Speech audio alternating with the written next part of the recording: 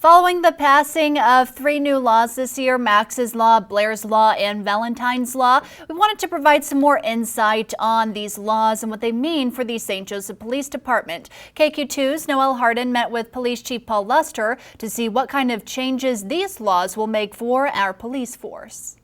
3 new laws have seen headway this year: Max's, Blair's, and Valentine's, all of which aim to protect Missouri citizens and law enforcement officers. Valentine's Law went into effect this week, named after Detective Eric Valentine, a St. Louis detective that was killed in a vehicle pursuit in 2021. This law enacts harsher punishments upon those who flee law enforcement, ranging from Class D to Class A felonies, which range from fines to jail time. So it really puts some teeth into the really dangerous act of running from the police. So that kind of behavior is it's dangerous for everyone in the community. It's dangerous for the officers that have to engage in that at times. So it really strengthens the penalties for that. Blair's Law also goes into effect this week, named after Blair Lane, who was shot and killed 13 years ago from a gunshot that went upwards but struck and killed her. This law would outlaw celebratory gunfire in city limits, no matter the holiday or firearm used. Firing a celebratory gunshot will result in a misdemeanor and could potentially go to a felony. I think this gives us a real opportunity as a police department to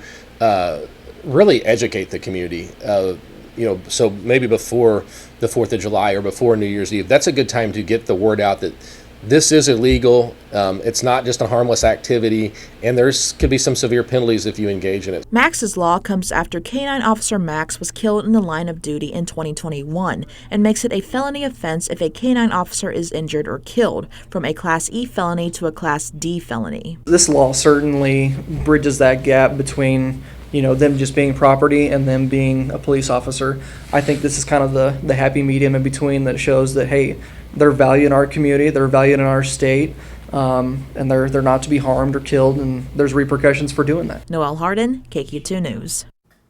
While these new laws will provide a safeguard for law enforcement, for your own safety, of course, it's important to remember not to drive distracted and be responsible with any firearms.